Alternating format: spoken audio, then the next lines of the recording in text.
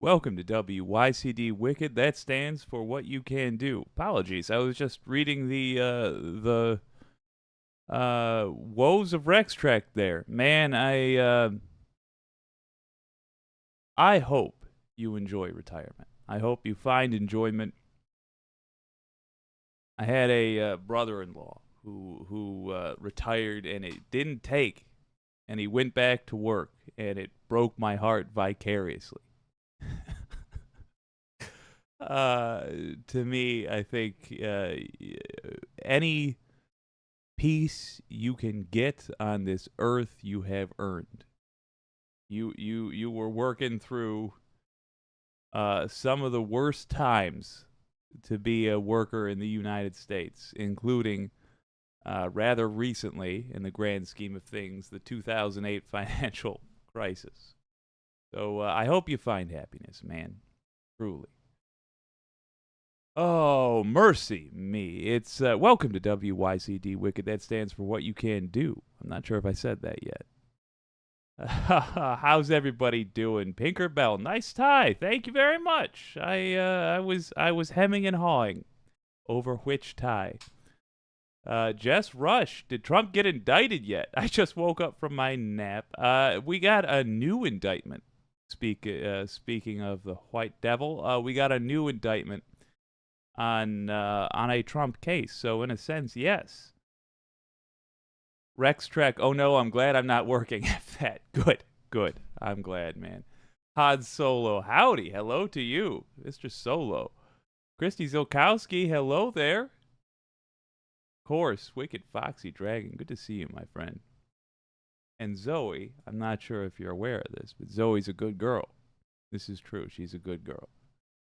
All right. I want to dive in to the meat and potatoes of tonight.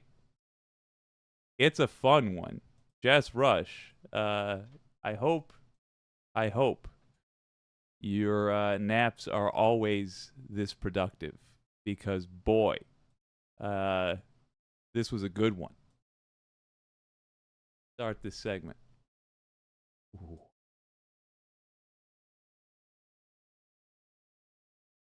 Probably should have queued that up a little more, but we'll get there. All right. Nope, turning that off. Good. There we go. All right, now let's do it. Hey, looking good. Jess Rush asked, is Trump indicted yet? Of course, referring to the January 6th insurrection. In that, no, ma'am. I'm sorry to say. But we got great news, because there are more indictments in the stolen documents case.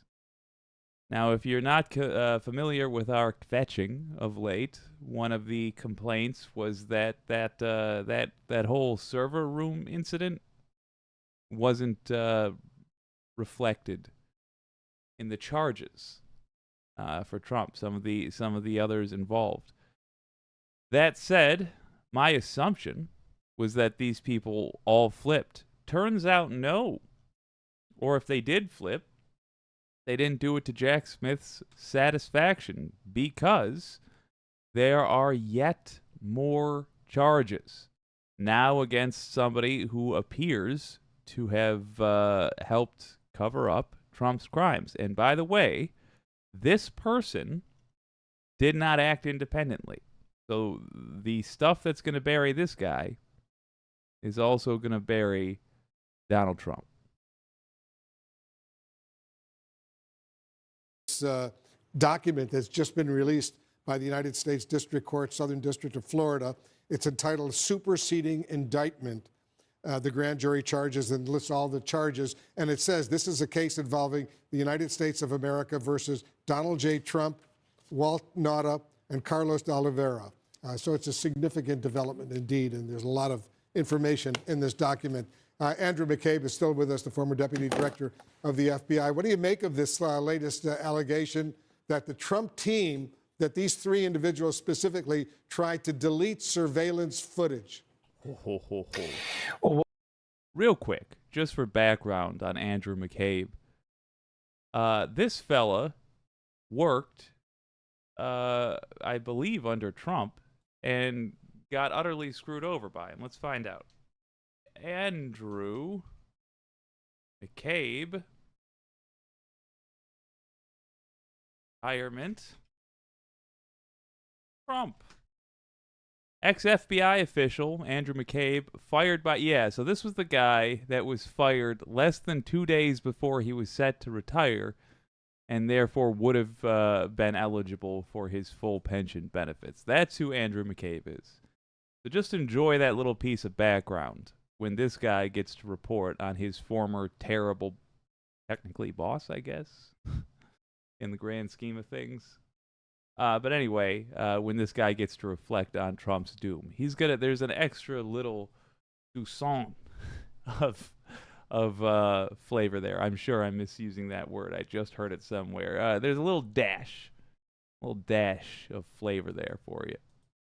Wolf, it's a stunning development, and it does make sense with what we know of the special counsel's inquiries over the last couple of months. In addition to asking many witnesses in front of the grand jury questions about the servers and whether or not they may have been damaged in the draining of the pool, those sorts of things, we also know they served legal process on a technology company that's responsible for maintaining the server. So they've clearly been digging on this for a while.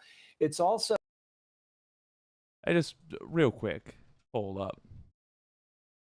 I've heard a lot of talk of late about iconic images. One of the most iconic photographs taken of the America's time with Donald Trump, let's say, aside from the Epstein photograph, yada, yada, yada, that right there, that image of what appear to be America's most sensitive documents crammed into boxes, stacked up by the John. I mean, if you're looking for an analogy for what the Trump years were for America, there it is. That's about perfect. That should be the cover to, like, the next 10 books that are written about this corrupt friggin' guy.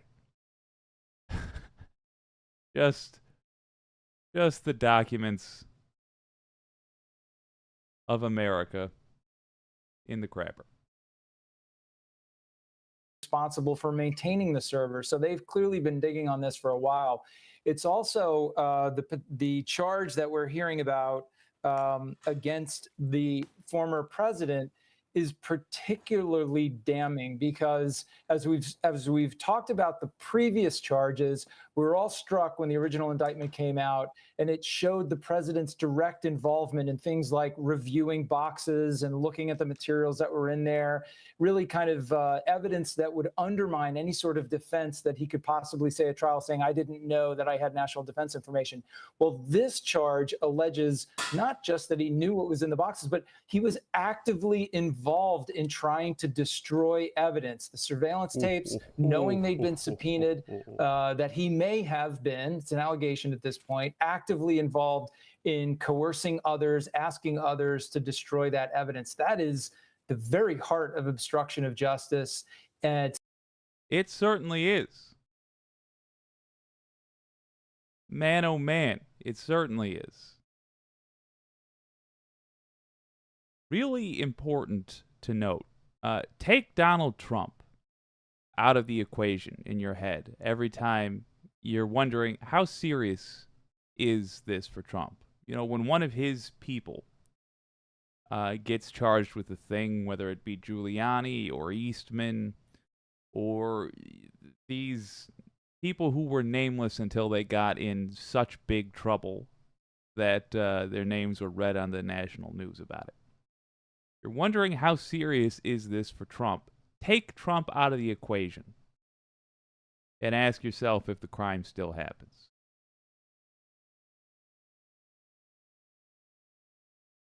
What other days did this guy delete security footage or try to delete security footage?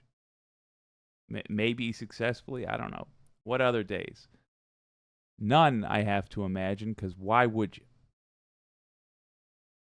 a very serious charge, and one that overall, in the overall context of all the problems he's facing, makes him look much more guilty. Bottom line right now, Andrew, let me get your thought. The new charges being leveled not only against these two other individuals, but also the former president. The earlier case that was revealed, all of the other charges involving the Mar-a-Lago classified documents, concealment and all of that, those were very, very hard to begin with. This only makes it even more legally painful, potentially, for the former president, right? That's absolutely right, because it opens up a whole new area of evidence and questioning and testimony that would come into a trial that shows him even more deeply involved in a scheme to deny, to destroy evidence and to deny, to withhold what the government had demanded of him through legal process. It's very, very serious. Yeah, and Gloria Borger, this is a legal nightmare that's unfolding for the former president right now. Well, let me just, echo what Andy McCabe is saying. First of all, and Evan was alluding to this earlier, I think the question has always been, who was the wizard behind the curtain directing things? Was it the former president of the United States telling people that this was what they had to do, that this is how they had to destroy evidence if it comes to that, obstruct justice, move boxes, et cetera, et cetera? How deeply involved, if at all, was the president himself in any kind of obstruction? And what... Wait a minute. Let's just think this through for a second, though. Let's say those soldiers all got orders from a capo, so to speak. Do we not think that that middleman was told to get the thing done by Donald Trump? I mean, I've never really understood this line of questioning. Maybe the unspoken thing that I'm supposed to just know they secretly mean is that, of course, Donald Trump said to get it done, but it just can't be proven, so that's what they're asking. But to me, it sounds like a nonsensical question. Anyway, maybe I stopped too soon. Maybe she says, of course, it was Donald Trump. Because who the hell else would ask them to do this?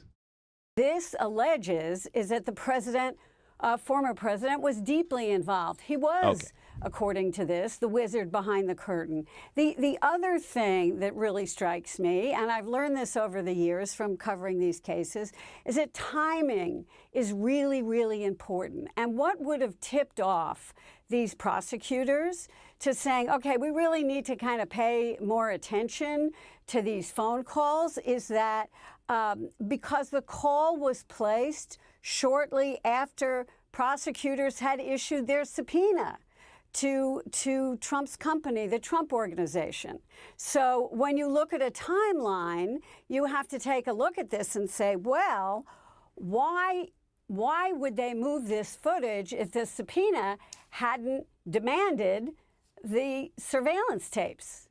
And that is exactly why footage was probably moved. So I think... I remember that phrase. This mother effer spittin'. Yes. Yes, exactly. It's once again obstruction of justice. It's once again Trump showing absolutely no respect for the laws that you and I are supposed to follow. Boy, we better punish this.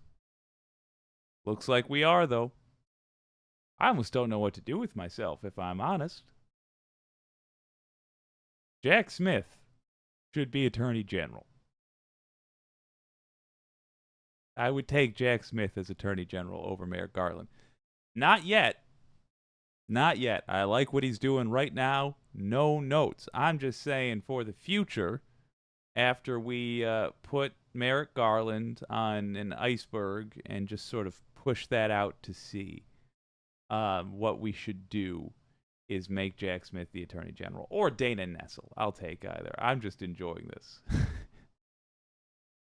As we look at this in a broad scheme, this answers, or tries to answer, or may answer, a lot of really important and damning questions about the former president's involvement in all of this and the moving of these Mar-a-Lago and trying to hide these Mar-a-Lago documents. Very significant. Norm Eisen is with us as well. I'm reading this document, this superseding indictment that just came out with a lot of new information. One line that jumped out at me, I want to get your thought. Trump was not authorized to possess or retain those classified documents. He keeps insisting he was authorized as president of the United States, even though he removed those documents after he left office. He was authorized to retain those kinds of documents. What do you say? Wolf, I worked on these issues when I was in government, and he absolutely was not authorized to handle them. We have statutes and regulations and executive orders that set up the system for handling this. We know he's admitted limitations on his power. Some of those conversations happened after he left the presidency, where he admitted, once I had the power, now I do not. So that is not going to avail him when it comes to defending his conduct. Is very important in looking now at Mr. De Oliveira, the third defendant in this case, to reflect that neither he nor Mr. Nauta had that power of. Yeah. Nothing new to add there. Sorry about that awkward transition. We get it. Of course, Donald Trump did not have the authority to have those documents. That's why the government was able to insist they be returned.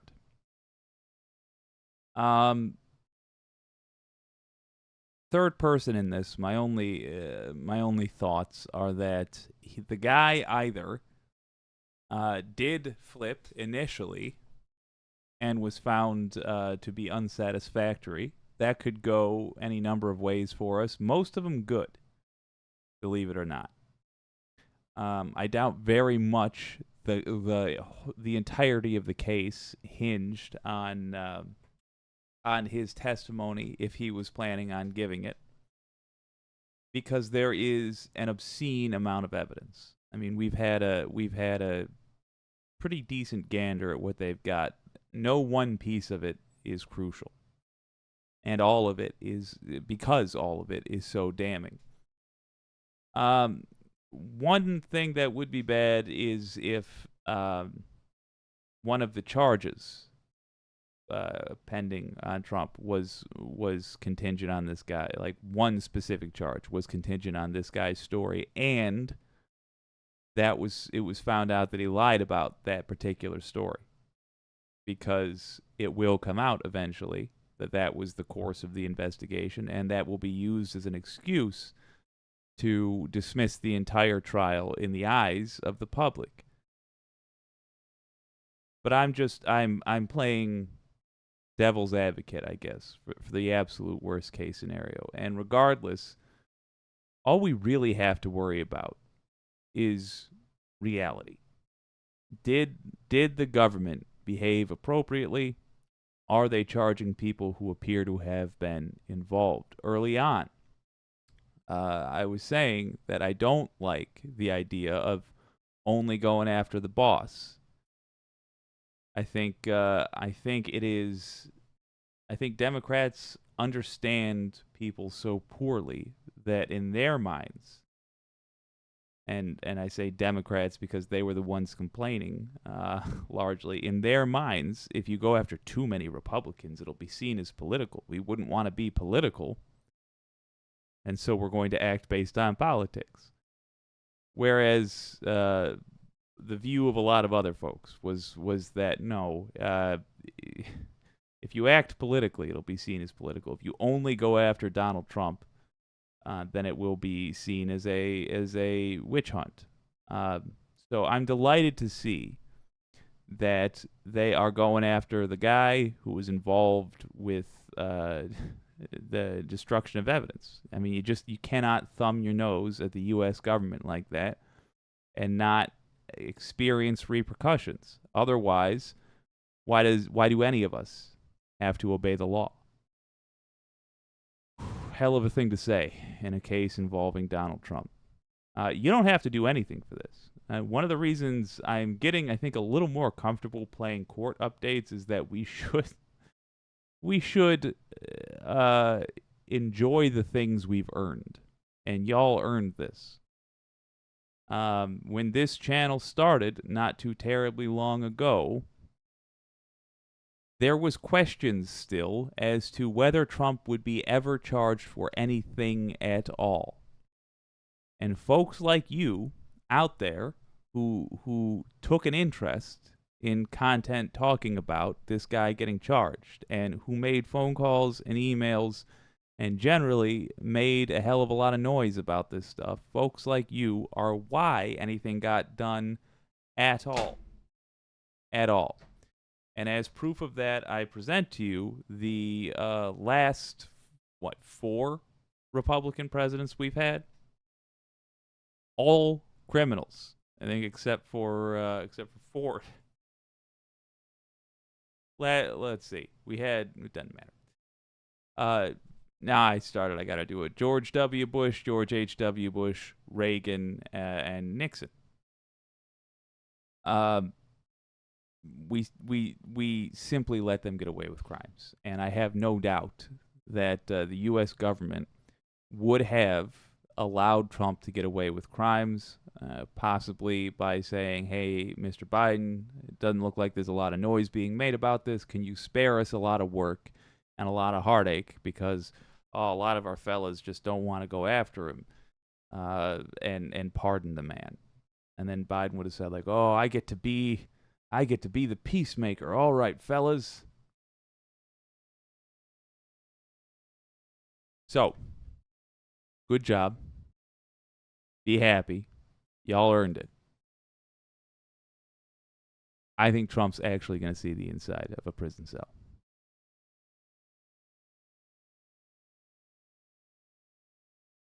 Ooh, let's see what you all have to say.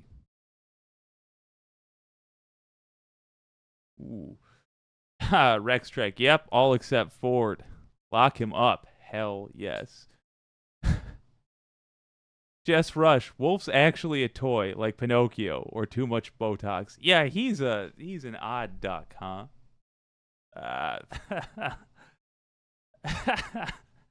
I tried not to go too hard on Wolf Blitzer because he's like he's like tea. You can't be terribly offended or passionate about one way or the other about anything he's got to say. He's just so. I feel like he's always. When I see him, I feel like he's wandered into the room and he didn't realize it was a live television studio, and he's just some guy. And now he's trying to pretend like he's supposed to be there doing a show. Mars Falcon, ha ha ha. When the film is, I misquoted in the first word. Damn. Mars Falcon, ha ha. When the film is made of this in 20 years, Jess Rush, we'll see that Wolf was a first-gen automaton, and he'll be integral to the liberation of Alabama. A John Connor T2 crossover. Oh my God. All right. Wolf Blitzer as the Terminator. Yeah. Well done. Come with me if you want to live. Ted Spang. Ted Kennedy. Interesting. Jess Rush. Anyone watched Rudy's old friend spilling the beans on Midas Touch? No, I didn't. Oh, all right. I'll have a look. Diana Dean, I remember your comments about Kohlberg's moral development scale as it applied to the current situation with Trump seemingly experiencing no consequences for any of his illegal behavior. I was hooked. Oh, delighted. I was thinking about that recently, man. I do want to touch back on some of that type of content because it really does help, I feel, with understanding how a lot of these folks act. Trump glitches more than Max Headroom. Scott Ward. Excellent. Callback there. Big fan of Max Headroom. Folks, I would very, very much Oh, I'd like to share with you some Bo of the Fifth Column. I'm not even going to be coy about it. I love Bo of the Fifth Column dearly. This man is a treasure of the internet, and I would like to share this quote by. Oh, speaking of, this is not the one we're doing, but I wanted to, as I set this up, do a little clarification on what I said yesterday, because I was very immaturely happy about Mitch McConnell's ill health. And I want to stress that I still wish nothing but the worst for him. If there's vibes to be put out, I'm putting a hell of a lot of my negative ones on Mitch McConnell. Because yes, I am not a saint, and you know, I think in the future, in the long run, he does, under democracy, he ensures that everybody who's not a white Christian or can pass as one gets the violence and gets the pain of this society. But Bo made a good point, which is that without Mitch McConnell, we are closer to just everybody gets the violence and pain, which isn't better. You know, it's not an improvement to say, oh no, it's now fair. Everybody's suffering incredibly badly. Yeah, he is one of the few pro-democracy Republicans remaining. And I just wanted to talk and clarify a little bit. Strategically speaking, we should be rooting for McConnell to hang on, buddy, and keep your faculties. Because he does serve a purpose of being a powerful force in the Republican Party. He's the old guard. He's the old way of doing things. Screw over black people. Screw over gay people if you want. Use immigrants and anybody else you feel you can get a Jason Aldean concert angry with. Use them as scapegoats. Well, but maintain the appearance of a proper organized democracy. Maintain stability. I'm not going to pretend like he's a good person or he's ever done anything for a good reason. I'm not going to pretend like if he was walking across a beautiful bridge over a babbling brook in the woods, and he looked on the it's like a wood bridge, and he looks on the railing and he saw a basket of kittens hanging over that babbling brook. I'm not going to pretend like he wouldn't just push that basket over and then look down and smile with his turtle lips. I think he'd do that. But it's got to be acknowledged. I should not, for reasons of my own well-being and yours, I should not be rooting for his doom. I am, but I shouldn't be. Clarity established. That, ladies and gentlemen, is called being petty.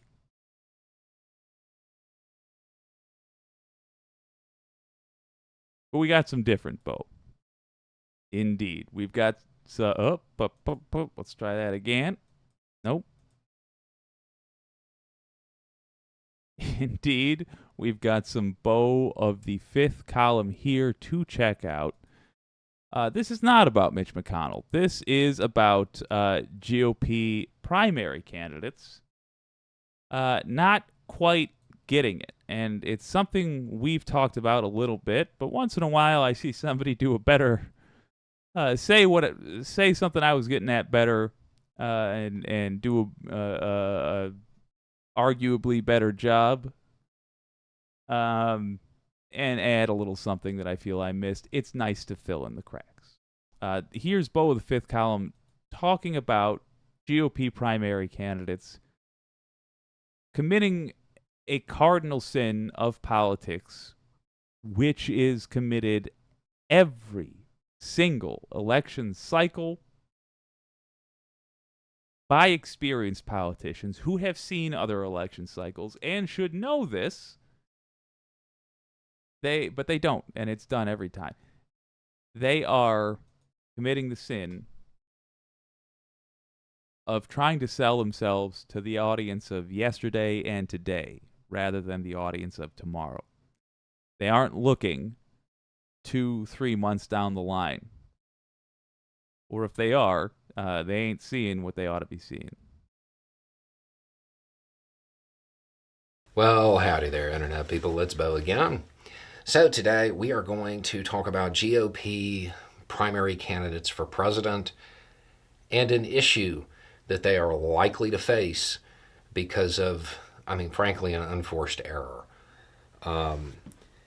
They are playing the political landscape as it was, not as it will be or even as it is. And that's probably going to cause a big issue for them. Now, everything I'm about to say applies to, at least to my knowledge, to every single candidate on the Republican side of the aisle for the nomination, with the exception of Christie and Hutchinson. Those two are not doing this. But everybody else is engaged in this to some degree or another. In full disclosure, I think Chris Christie is, in my estimation right now, the most likely person, and hear me out, the most likely person to actually win the GOP primary. But if I'm being real with you, I haven't even thought about Asa Hutchinson in a long, long time. And he's got more or less the same strategy as Christie. I think it's the savvier strategy, which is to say, even if their goal is not to win the presidency, at the end of the day, Republicans really do vote for people that they think are going to be ruthless winners. That's, by the way, a lot of what I say is a condemnation of Republicans. I'm not condemning them for that. I think they have good instincts there. And so I think they are more likely, truly, they're more likely to vote for someone that they think is pursuing the best strategy. What they believe is the best strategy, that's a hell of a that's all over the place. Could be that they see in DeSantis somebody who's pursuing the best strategy with being all authoritarian. But my point is that it's just this. I don't think the impression of Christie that they have now is going to further spoil, further curdle. Or if it does, it's just going to turn into a nice cheese. It might turn into affection, is my point. I don't think the seeming hatred that MAGA types have for Christie is going to stick around all that long. And he's also shown something that is one of the few strengths of old school politicians, which is the ability to let personal grievances flow off them like water off a duck's back. Okay, so short version, the potential indictment for January 6th that former President Trump may be facing soon, they're already trying to defend him from it. They're already putting out the idea that it shouldn't have happened, what he did wasn't criminal, all of this stuff. Now, from a short-term political perspective, if I go against Trump, I won't get the primary voters. Well, yeah, okay, maybe that's true, but it's worth noting that those primary voters that don't want you to go against Trump, they're voting for Trump. You're not going to change that. And that will be true even if he is under indictment or even convicted. So they are continuing to play this game. They are continuing to put out talking points that support the president in this legal battle. At some point, they're going to have to reevaluate and see horror on horror's face and realize that Trump isn't a candidate that can win. He can't win the general. Not just because of his legal entanglements, but because he already lost one. Couple of things. First of all, pop this in the comments. Purely hypothetical, doing this entirely as an exercise for all of us. Just like some little mental stretching. Imagine for a moment. I'm wondering if this is the best time to do it. Oh, well. Imagine for a moment that Chris Christie or you know what? Any one of these people other than Trump. No, I can't say that either because we have some real MAGA types. All right, let's keep it to Christie because that's the guy I've just been watching more. So forgive me for limiting it so much. Anyway, imagine for a moment Chris Christie goes third party. Does that take away votes from Trump or votes from Biden? I really wonder if Chris Christie loses in the primary and winds up running third party. He won't, but let's just say he did. Is that a detriment to Biden or Trump? I genuinely don't know. How many people who are considering Christie, how many of them would have their second choice be the non-fascist who represents a party they normally disagree with? And how many of them would go with the fascist in their normal party? It's a question I don't have a confident answer to. I'm sure there are polls, but I'm also sure those polls aren't really accurate either. Because it's just so damn early. I mean, I cannot stress. Most other countries do not have their elections begin, their election discussions begin until much closer to the actual election date. For this reason, people are fickle. But I'm still curious. And we're doing this as a mental exercise. So let me know. In the comments, we'll look at it after the segment here. But Chris Christie, let's say he goes third party after losing the primary. Who does that take away votes from? Biden or Trump? Again, this is also assuming Trump is even running. Truly, I have my doubts. Tying themselves to him in this manner is going to present them issues. If he is indicted, he will lose support. He will be seen as less and less capable of winning the general. This is especially true if he is convicted. If they support him, well, they lose that. While Christie and Hutchinson they're not polling well. Long term, they may be in a better position to actually get the nomination, which would be the ultimate irony in Christie's case. Because again, I don't think he actually wants to win. This is something that's going to come up, and it will probably end up hitting Republican candidates. It might hit them sooner than they think. Anyway, it's just a thought. Y'all have a good day. And y'all also have a good day, Bo. Sorry, I forgot to say howdy at the jump there. Man, I gotta say, it's worth remembering that most people most people that run in an election like this, where there's an incumbent on the ticket, aren't all that serious about winning. It's usually not the people who think I'm definitely going to be president, or if they think I'm definitely going to be president, it's usually like I'm going to really raise my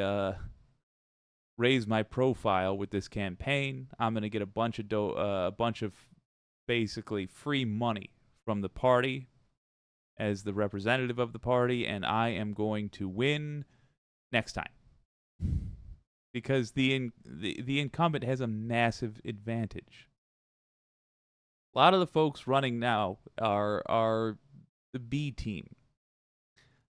I think we're looking at a collection of people running with the hopes of getting the nomination in 28.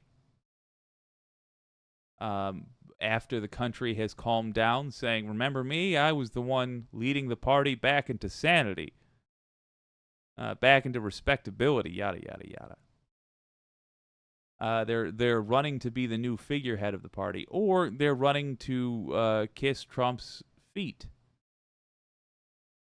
The reality, possibly with the same plan. I'll have the MAGA crazies love me, and then after Trump's in prison, dies of a heart attack or whatever, then I win in 28 with his rabid supporters. I think that's what we are looking at with a lot of these folks. I think DeSantis genuinely is trying to win this thing. I think he's one of the only ones who is, and I think if he does, he is going to try to install himself as dictator for life. I think he smelled the opportunity, thought, "Ooh, I'm filth. I would absolutely do that. I'd love to be America's dictator. Yeah, let me steal that position." What to say with these folks? What to do? Look, just vote in primaries. The way we get rid of this insanity is boring and long. It's not exactly like walking over glass, but it's certainly like walking on pebbles barefoot. It's an uncomfortable path that we just got to go down. We need to get genuine leftists in office, and we need to give them a power base, and we need to tell them what to do. Vote in primaries so we can get that first part, genuine leftists, so we're not having to have ideological battles with our own side as we go forward, or at least less. The reason we need to do this is because right now, nobody has any idea what a left government looks like. You ask a right-winger what they think of leftists, what they answer is nonsense. They have no concept of it. In fact, we have not had a left-leaning government basically my entire life. I mean, that's a wild thing to think about, but when I look back on it, basically my entire life. My first opportunity for a left-leaning government would have been Bill Clinton. I feel like a baby now. Usually I feel like an old man. It's all context. But yeah. And Bill Clinton, boy, he led the charge on neoliberalism. We have not had a left-leaning government for a massive chunk of would-be voters out there, which means they don't have any sort of sense of what they'd be voting for, what they'd be in support of. We have to show people what that would look like. The only way to do it is to achieve it. We have to get the government so it can be easier to get that government again. And then, of course, we have to do the work of pushing them to do policies that we want. And then we have to do the work again of telling people about how those policies help them when they do. In other words, we have to basically do half the work of the Democratic Party for it because it's a broken thing. But the good news is every stage of that is more fun than the last. It becomes exponentially more fun. It goes from we shall overcoming in the streets to popping champagne in the White House. And hey, also good news on that front. Right now, if I were to describe a situation that I think is most likely to make that happen. Again, not promised. We have to take it. But with the most opportunities on the table for us to take, I would describe this one. Trump's being held to account, belatedly, admittedly, but being held to account for his crimes. I think the fascists are getting a little bit tired of being abandoned by their sane family members. I think people have lost patience with these folks in all the right ways, and I certainly think that by the time 24 rolls around, Republicans will be tired of losing, and then they'll lose again.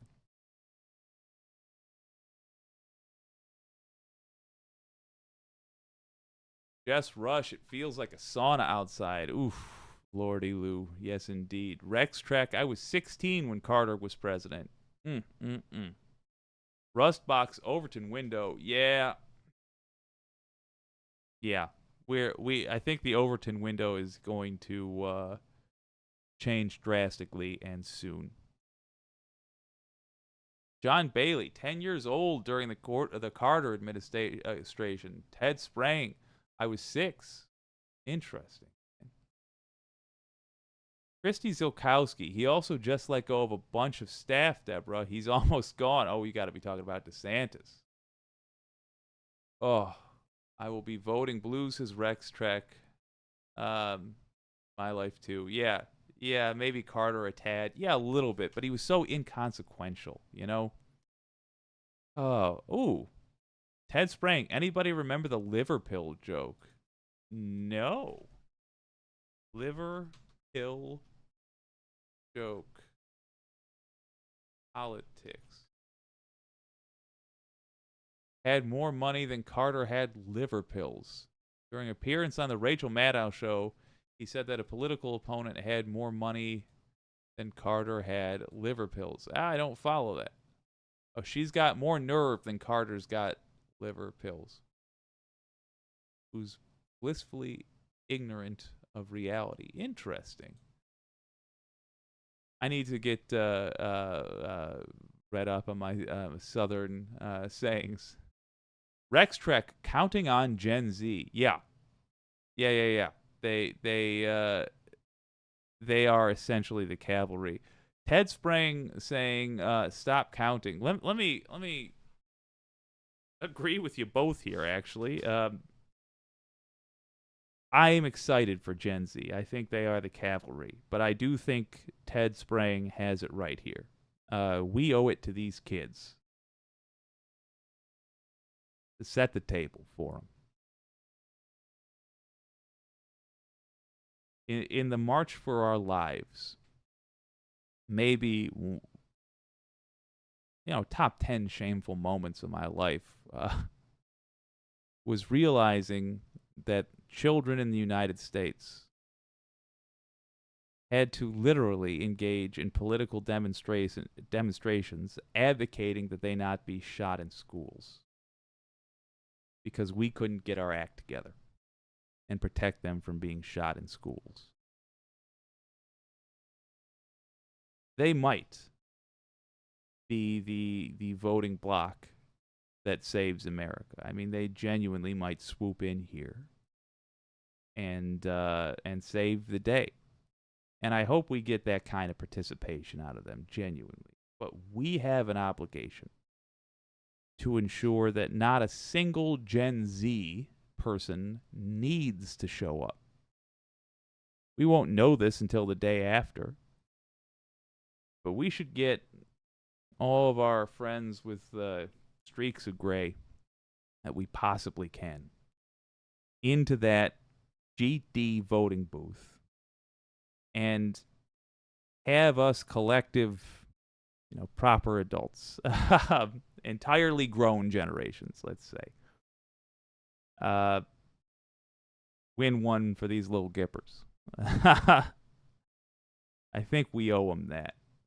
I think the world that exists for them is a poor one. And their prospects are less somehow than ours, which frankly weren't great. And I think this is perhaps our last opportunity to redeem some of that. And I very much want us to. Deborah Kempthorne, I think type alike works too. Ooh, interesting. Great minds type alike. Ah, I see. The anti-corporatist. Good to see you. John Bailey. Vote, vote, vote. Yes, indeed. Well, tell you what. There's a cat I got a soft spot for. I think in the best possible universe, this guy would have been the president in 2016. I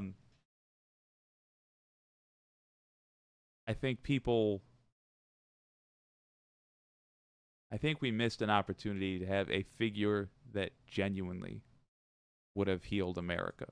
And the great irony of it is, I guess I should record this, huh? All right.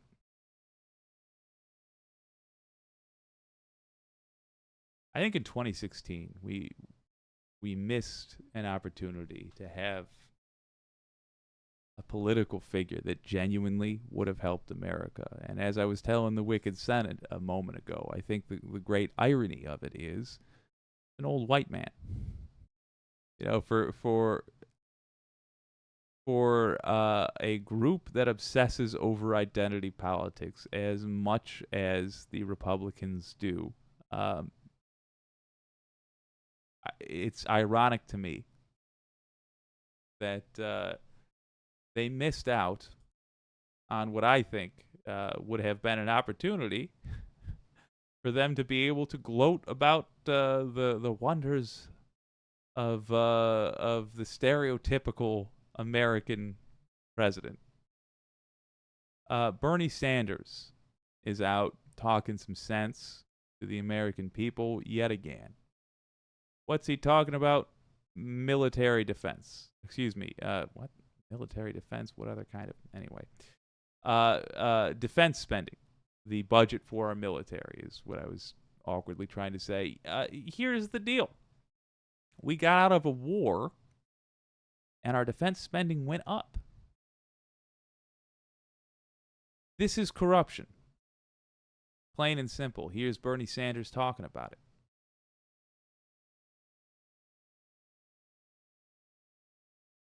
Very much for joining me today.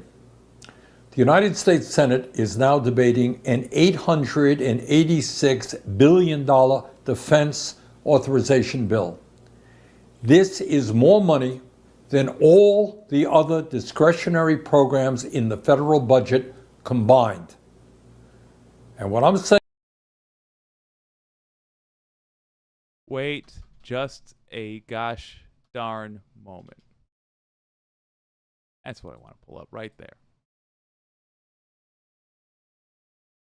Now let me be clear. This was from 2 days ago. Maybe they voted on this. I don't even know. It's irrelevant. Because if they voted on it, then it passed. And if that hasn't happened yet, then it will. We do not have enough Democrats with sense in their skulls to say no to an inflated defense budget. So I'm really only interested in how Bernie Sanders feels about that inflated defense budget, which I know will pass. So listen, what he just said there. We spend more on our military than all other discretionary programs in the federal budget combined. Not just the biggest discretionary program. We spend more on it than all other discretionary programs combined. Recently, I've been approaching this a little bit differently. Should we be spending that money smarter? Yes. Should we be encouraging less war rather than preparing for the next one as though it's going to happen tomorrow? Yes, for God's sake. In fact, if it happened tomorrow, we could have done nothing for the last 2 years and still be over-prepared for the thing. And this is assuming the war is against literally everyone else on Earth. Plus, let's say, one random branch of our military, any random branch. They spin it, they get it. Spin a little wheel, they get, in addition to all other militaries on Earth, one branch of our military. I still think we win. I mean, it cannot be overstated how overpowered the U.S. is. And I say this not to pat us on the back. That's an inefficient thing. That's ultimately weakening the country. And that's how I want to look at this now. Because it's true, by the way. It's preparing for something that will not happen. I'm not saying we won't be in an armed conflict again. I'm not even saying that we won't be in a just armed conflict again. We might be. But we're preparing for a conflict which does not exist. We're preparing for a large-scale military campaign that does not exist in the age of nuclear weapons. Unless our plan is to literally hold the world at gunpoint for the rest of time, the fight we're preparing for doesn't exist. And so, irony of ironies, in my opinion, that weakens us and makes us more likely to get into petty little fights. And I say petty and little as though they don't turn into genocides. They do, or at the very least, they turn into mass murder. I don't want to disparage them, but from a nation perspective, we get into fights over nothing. Because we're reliant on foreign oil, for example, when we should have been investing in renewable energy and weaning ourselves off of oil and not caring if we're dipping into our reserves because we have a future that will not rely on it. So on and so forth. I'm going to let Brother Bernie talk for a while here, but I just want to frame this up like that for you. This weakens us. It doesn't strengthen us. It doesn't even strengthen us militarily to dump this much money into our military. All it does is corrupt our military. let's let Bernie break it down further. He's got great points. I'm going to talk to you on the other side. And what I'm saying now is that unless there are major changes to this bill, I intend to vote against it. And let me tell you why. Everybody knows that our country faces enormous crises. As a result of climate change, our planet is experiencing unprecedented and rising temperatures. City after city, country after country are seeing record-breaking heat waves. Along with the rest of the world, we need to make major investments to transform our energy system away from fossil fuels and into energy efficiency and sustainable energy, or the life that we are leaving our kids and future generations will become increasingly unhealthy and precarious. Our healthcare system is broken. While the insurance companies and the drug companies make hundreds of billions of dollars in profit, 85 million Americans are uninsured or underinsured. Our life expectancy is declining, going down. And we have a massive shortage of doctors, nurses, mental health practitioners, and dentists. Our educational system is teetering. While we have one of the highest rates of childhood poverty of almost any major country on earth, millions of parents cannot find affordable and quality childcare. The academic test scores of our K through 12 students lag behind many other countries. And the number of our young people who graduate from college is falling further and further behind many other major nations.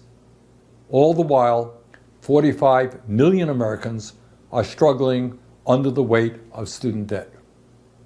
Our housing stock is totally inadequate.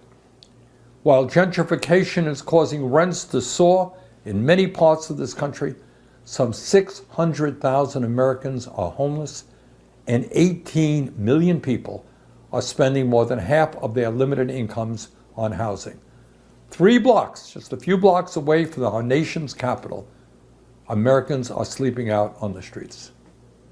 These are just some of the crises our country faces, and we're not dealing with any of them in a significant way. And then... So just to clarify, because I broke his flow and that's on me, just to clarify, he's talking about the fact that we spend more on defense than on all of those other programs combined. So of course they're doing poorly. But what I want to stress is that that doesn't mean defense is doing well. This poor use of our money and this irresponsible use of our money is hurting our military. Here's why. There is defense spending. Well, that is a whole different story. The proposed military budget that the Senate is now debating would increase defense spending by $28 billion to over $886 billion, the highest spending level ever. The total, in fact, is over $900 billion if you include nuclear weapons spending through the Department of Energy. So let me be clear. I will oppose this bloated defense budget and efforts to further increase military spending through a defense supplemental bill for 3 major reasons. Jesus, people First, want to increase it. More military spending is unnecessary. The $886 billion in defense spending agreed in the debt ceiling deal matches the Pentagon's budget request and is more than sufficient to protect the United States and our allies. In other words, this amount of money is what the Defense Department asked for. They don't need more. The United States now spends more than 3 times what China spends on its military. This record high defense spending would come in spite of the end of the war in Afghanistan and despite the... Just to be clear, you should be suspicious if you felt a little ping go off just then and you thought, well, that's strange. The military asked for an amount of money, and then a bunch of politicians said, we disagree, we're going to give you more. If that seemed strange to you, yeah, that's sort of what you see in a corrupt country. If you're wondering what they gain from that, well, I'm sure that will be answered in a moment. Could it just possibly be that the people signing these bills themselves benefit financially from the military getting overpaid? Not military members, the military itself getting too much money. Let's find out. The fact that the United States spends more on the military than the next 10 countries combined, most of whom are allies. Second, the Pentagon cannot keep track of the dollars it already has, leading to massive waste, fraud, and abuse in the sprawling military-industrial complex. The Pentagon accounts for about 2/3 of all federal contracting activity, obligating more money every year than all civilian federal agencies combined. Yet the Department of Defense, the DoD, remains the only major federal agency that cannot pass an independent audit. Last year, the department was unable to account for over half of its assets, which are in excess of $3.1 trillion. The Government Accountability Office, the GAO, reports that the DoD still cannot accurately track its finances or post transactions to the correct accounts. Each year, auditors find billions of dollars in the Pentagon's proverbial couch cushions. In fiscal year 2022, Navy auditors found $4.4 billion in untracked inventory, while the Air Force identified $5.2 billion worth of variances in its general ledger. A serious effort to address this waste should be undertaken before Congress throws more money at the Pentagon. Yes, it should be. All right, sticking with this irresponsible spending hurts our military. Y'all remember Prigozhin? I think it's Yevgeny Prigozhin. Is that right? Anyway, the Putin's chef, the oligarch who is the Russian version of Eric Prince.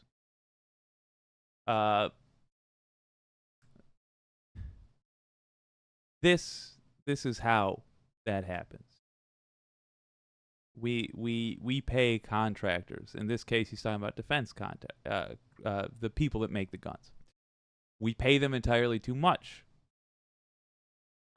We don't make them bid against each other. We give them long contracts that go on and on and on and on and on and on. And they set their prices. And they swindle us. This gives, then, people that make guns, I'm using guns somewhat cartoonishly here, people that make killing machines, let's say, way too much power. And as a matter of fact, it gives people that make our killing machines way too much power. It makes us both prop them up and rely upon them. In addition, do you remember, I love using Russia as an example of us a little bit farther down the line, because, folks, that's where we are headed. Remember those Russian tanks that had cardboard, crumpled paper stuffed into, just filling up like shoe boxes on the outside of their tanks? Well, that was there because those tanks were supposed to have anti-tank armor. So they were supposed to have explosive plating on the outside that would stop anti-tank shots from killing everyone inside the tank. But a lot of their Russian tanks that showed up in Ukraine didn't actually have that armor. They had just little pouches that sort of looked like the armor, just sort of glued on the side. Why was that? Well, they did irresponsible military spending. They allowed their military to become a little laundry machine, a little laundromat for their oligarchs. They swindled their own taxpayers under the guise of patriotism. And they said, you give us an unchecked military budget, please, and we'll keep you safe and make the world respect this country. What they really did was buy apartments for their paramours and cars for themselves and dinners out on the town. And they didn't buy the armor they said they were buying for their tank. And when it came time to roll them out, they had to stick shoe boxes on the side. That's where we're headed with the United States. As a matter of fact, we might be there now. Recently, the U.S. tried to ship military equipment to our ally. We found Ukraine, and we found the same thing. We didn't have the equipment to ship because our oligarchs told the American people that if we give the military an infinite budget, then the world will respect us, and they'll keep the military will keep us safe. But when it was time to send our equipment to Ukraine, we had shoe boxes, so to speak. Third, much of this additional military spending will go to line the pockets of hugely profitable defense contractors. And that's why. It is a corporate welfare program by a different name.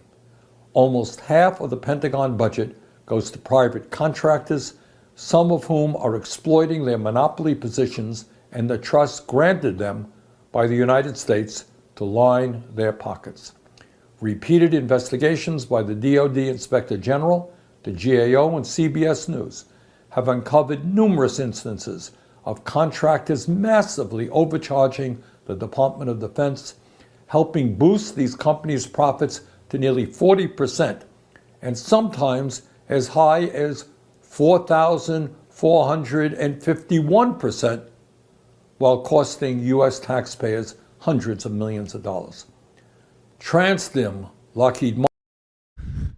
TransDigm, and I'm sure he's going to rightly mispronounce that name a lot more. What he's talking about there, that 4,451%, that is, now I can't remember the piece of equipment. That is a specific piece of military equipment that we've been paying for years and years and years and years and years and years, that it turns out is overpriced by about that much when you look at how it is sold elsewhere or how the same thing is offered by other folks. We simply are like a drunk, rich teenager with our spending. We don't even look at what's on the bill. We just sign. We reach into our pocket when it comes time for the tip, and we grab a crumpled up wad of money. We don't know what denomination the bills are, and we drop it on the table, and we stumble out of the restaurant. That's us with our military. We have got to get serious. Bring it home, Brother Bernie. Martin, Boeing, and Raytheon are among the offenders, dramatically overcharging the taxpayer while reaping enormous profits, seeing their stock prices soar, and handing out massive executive compensation packages. Last year, Lockheed Martin received $46 billion in unclassified federal contracts, returned $11 billion to shareholders through dividends and stock buybacks, and paid its CEO $25 million a year. TransDigm, the company behind the 4,451% markup, touted $3.1 billion in profits on $5.4 billion of net sales, almost boasting to investors about just how fully it was fleecing the American taxpayer.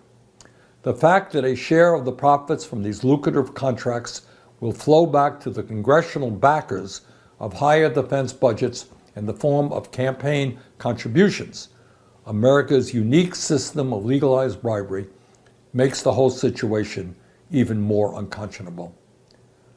Let us be clear. Defending the American people is not only about pouring money into the Pentagon. It's about making sure that our children go to good schools and will have a habitable planet when they get older. It's about making sure that every American can enjoy quality health care and affordable housing. As a nation, the time is long overdue for fundamental changes to our national priorities. Cutting military spending is a good first step. Thank you very much.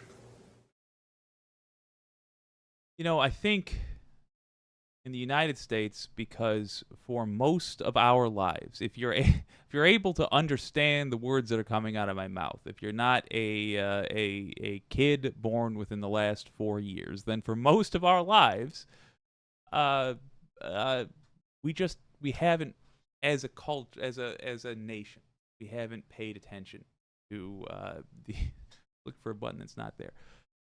We haven't paid attention to how the government works, or really what we're doing. We've paid the most cursory attention to it. When you live in such a country, then the simplest explanations for things get taken as true, and they get taken as gospel eventually. It's just the way things are. And Americans seem to have settled on the idea that if you want to make sure that the military is taken care of, because that seems like something we really rely on, and we're apparently not going to question that at all. You want to make sure that's handled. Do the responsible thing and just give them all the money that we can. And then we'll know at least that's covered. But the thing is, it's not terribly complicated to understand that the responsible thing to do with the military is not to give them an infinite amount of money no matter what. It's to act responsibly with the money that we give them. Watch it carefully. It's to be serious about the military. We overreact in all the worst ways with our military. It's not enough to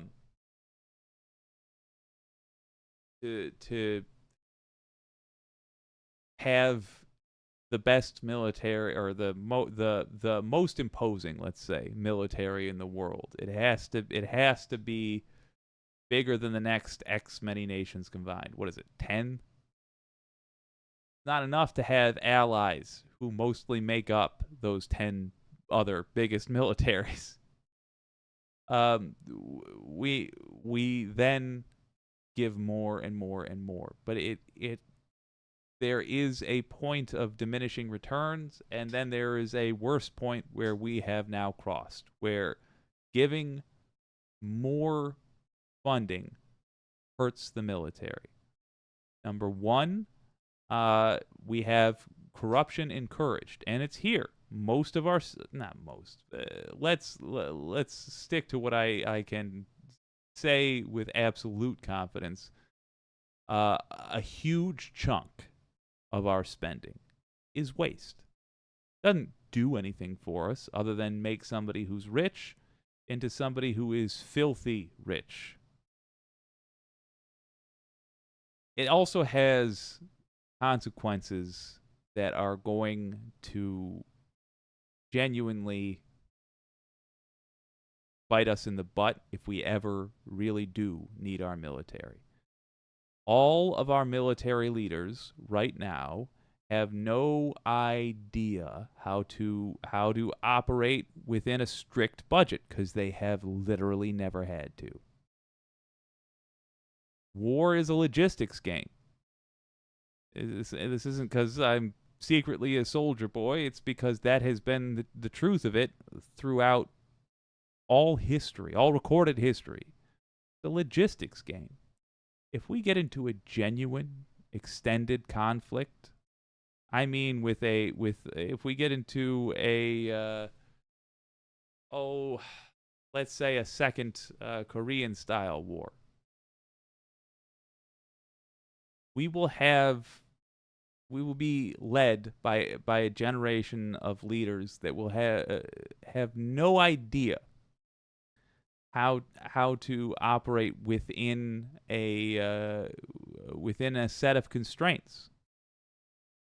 If in 20 years this is a possibility, we still haven't solved our gasoline dependency, and we get into a scrap over the last reserves of gasoline that are really truly bountiful, but we have to budget our gasoline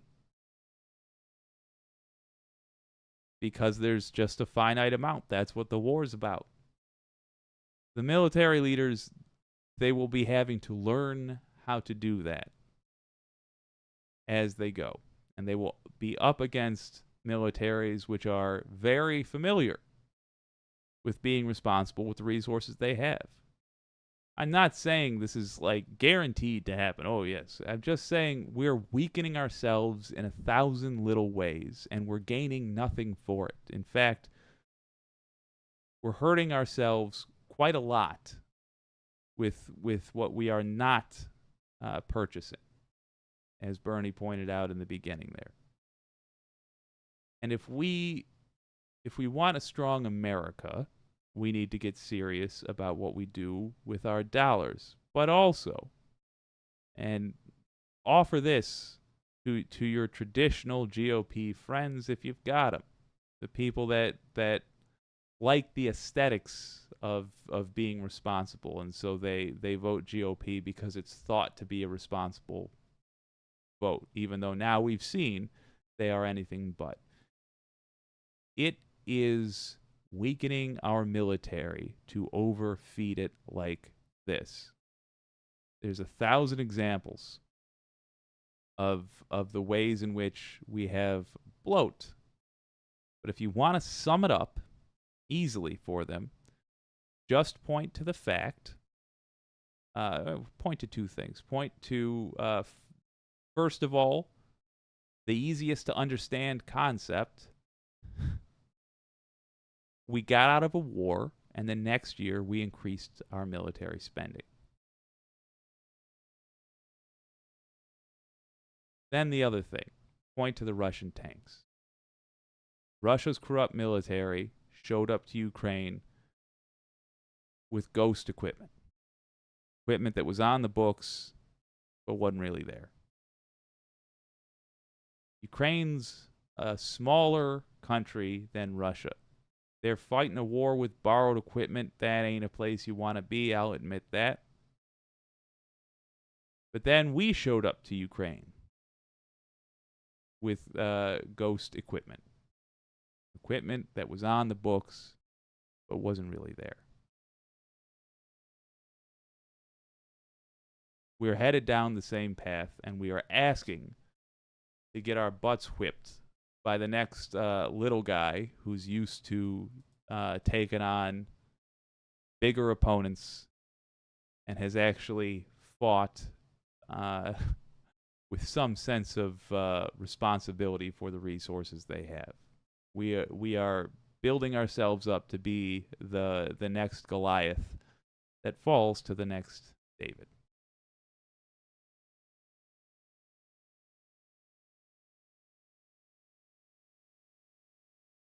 Domenico, don't forget world peace. Well, I try not. Domenico, okay, new homework assignment for the U.S. Learn how to military budget in a pinch. Yes. Christy Zilkowski, if we ate them, we wouldn't have to tax them. Talking about the rich. If we could just distribute their wealth among the masses. Plus, it would be so fun. Yeah, put a little Sweet Baby Ray's on there. Absolutely. The anti-corporatists, yeah, I wouldn't eat them literally either. Oh, I would. I would eat, certainly, Mitch McConnell. ever since I heard that the Galapagos turtle was apparently the tastiest GD thing Darwin ever had, I always wondered. Roof Dragon, think of this. For 10% of the defense budget, we could feed every hungry person on Earth. You know what? Wouldn't that be a fun stipulation? What if we, like, made the military responsible for doing just that? Thus, we could appease the psychopaths that will only approve of spending any money if it's through the military, and also at the same time actually do some decency. Diana Dean, hey Jake, I love the metaphor of the drunk super wealthy teenager not even looking at the bill, just signing it off. Perfect. Attaboy. Aw, thank you. Oh, Wicked Foxy Dragon on me eating Mitch McConnell, literally devouring him. Ew. That'd be like eating dust. Ah, that's true. But, you know, I bet turtle meat ages well. This is a weird conversation. Mars Falcon. Hooah! Well done. Ooh. Interesting. Pinkerbell, to improve America, we have to invest in America. That blank defense check should be going to our healthcare, rail development, climate stuff, education. 100% Pinkerbell. Yes.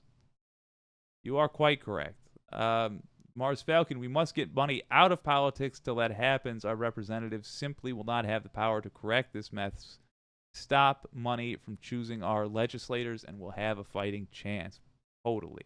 I will say, voting in 2024, that will also help us immensely to get money out of politics. That will give us the tools necessary to make it happen. Ooh, Anti-Corporatist, a channel by the name of Perun, did some great deep dives into the ghost equipment. Oh, buddy. I'm going to go check that out. Well, y'all.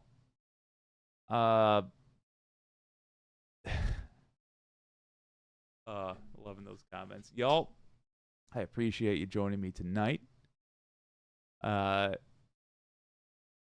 not to be too terribly furious about the state of things. If you're like me and you're getting a little twitchy, trying to wait for justice, I would ask you to remember that we are winning. It's just painfully slow, but we're winning, at least of late. Generally speaking, that's what the signs point to. Take heart in that.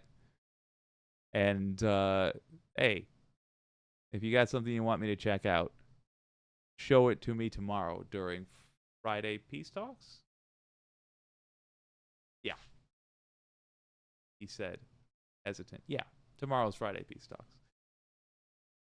I'll try to chill the hell out by then. This has been WYCD, Wicked, that stands for What You Can Do. My name's Jake.